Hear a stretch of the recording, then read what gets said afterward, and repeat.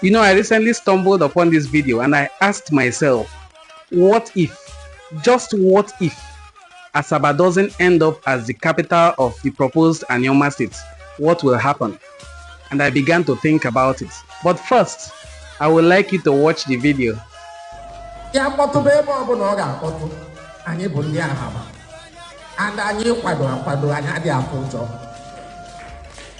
have to proclaim it to the rooftop. Oyencho or not there.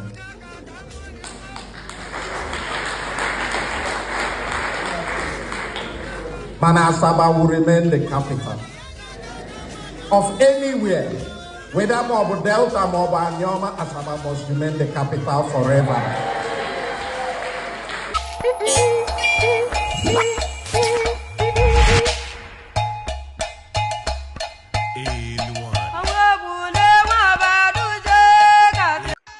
Welcome back to Enu and the Cultural Forum, where we promote the rich cultural heritage of the Igbo people. Today we ask a simple but powerful question.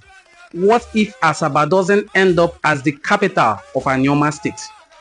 For years, everyone has assumed it's a done deal. Asaba, the shining city by the Niger, already the capital of Delta State. It feels natural, right? But what if Asaba doesn't end up as the capital and something changes? What if politics, planning, or principle takes the capital city away from Asaba? What will happen? Let's explore the available options together. Long before Nigeria's borders were drawn, Anioma was already alive, a patchwork of kingdoms from Agbor to Issele-Uku to Agbor and to Ubulu-Uku, the most ancient of them all.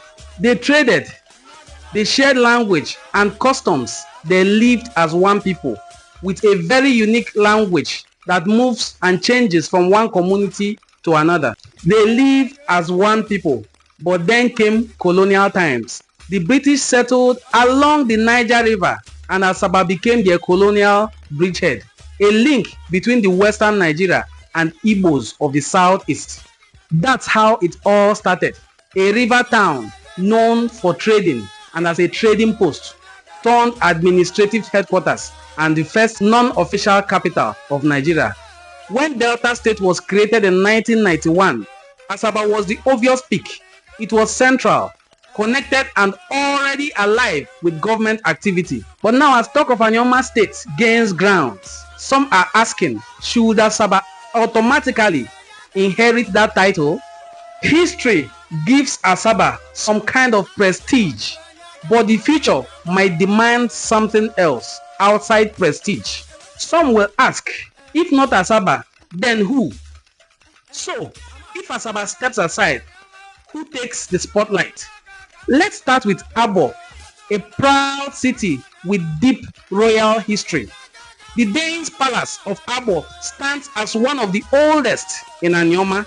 Agbor has schools, commerce, road network, and a heartbeat that already looks in itself like a capital of any state in Nigeria.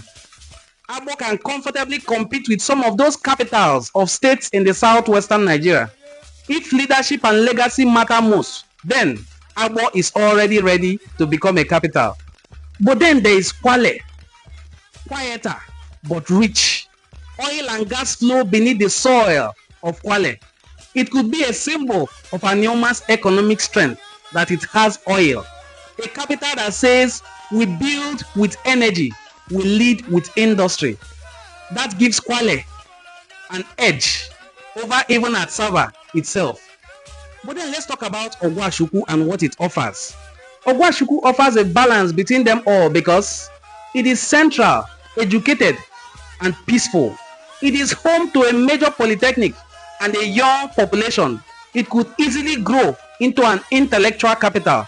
It is also the hometown of two highly respected intellectual giants. It is the hometown of the former President General of Ohaneze Ndi Igbo, Chief Ambassador Raf Chukwu Uwechwe, and the hometown of Dr. Ngozi Okonjo-Iweala, the DG of World Trade Organization. On the other hand, Issele-Uku holds the spirit of tradition, royal heritage, and a central geography and serenity that could fit to become a state capital If culture leads the argument, then Issele-Uku is well qualified to become the capital of Anioma State.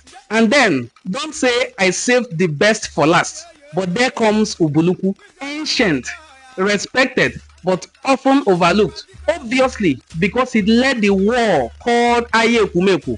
Yes, you heard right. Most people talk about the Ekumeku resistance, but they don't know that the Issele-Uku was led by Ubulu-Uku.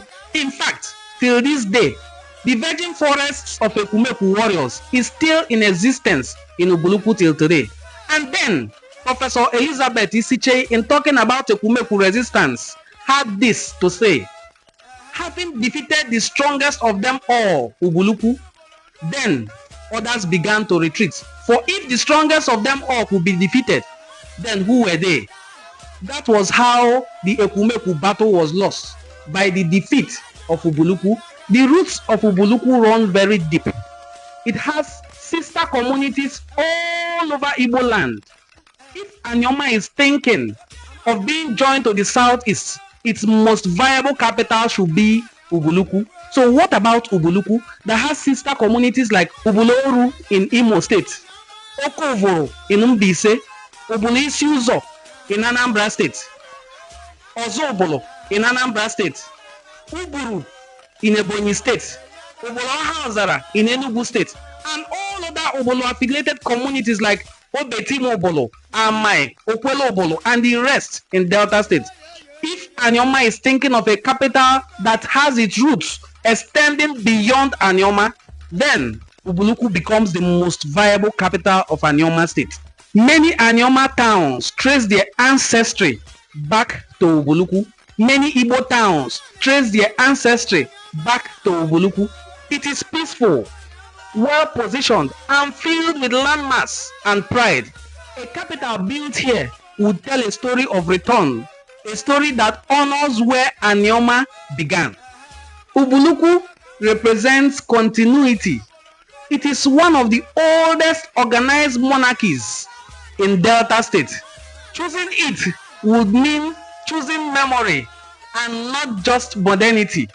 So yes, if not Asaba, Anioma still has choices, each one in its own way very strong and fit and viable to become the capital of Anioma State when created.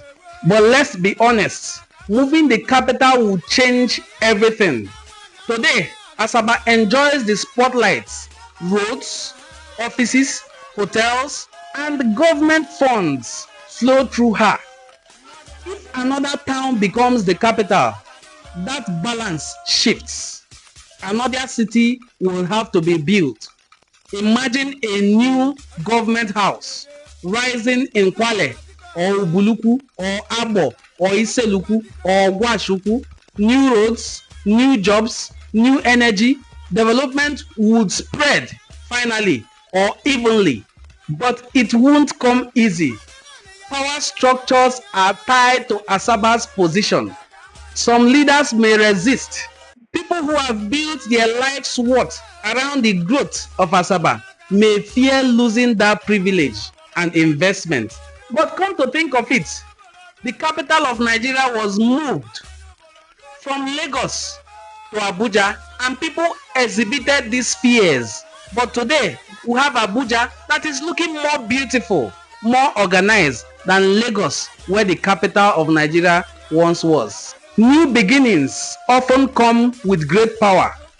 A capital move would awaken forgotten communities.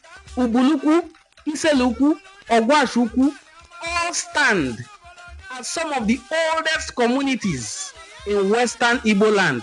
I am not forgetting Okpanam. Historically speaking, other states have done it.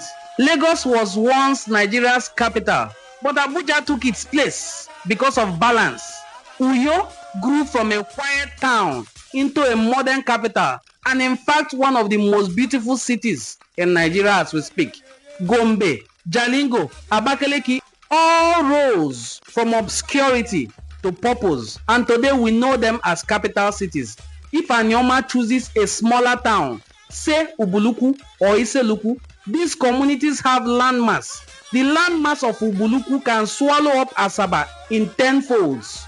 So, if chosen, communities like Ubulu-Uku will now come back to limelight. And also, because it is an origin, an ancestral community of most Igbo towns, Anioma will certainly feel like home. This transformation there could happen too. A planned capital, a symbol of renewal, a place that grows with intention and not accident. The truth is, a capital isn't defined by the skyline. It is defined by what it stands for. Vision builds capitals, not buildings.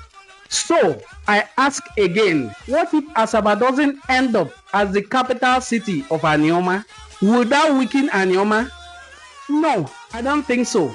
It might actually make Anioma more viable, balanced, united, and more deliberate, because it has created its own structure and not inherited an existing structure politically.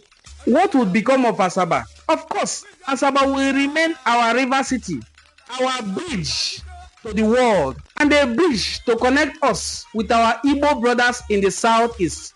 But a new capital, wherever it stands, could become our new symbol of equity and rebirth.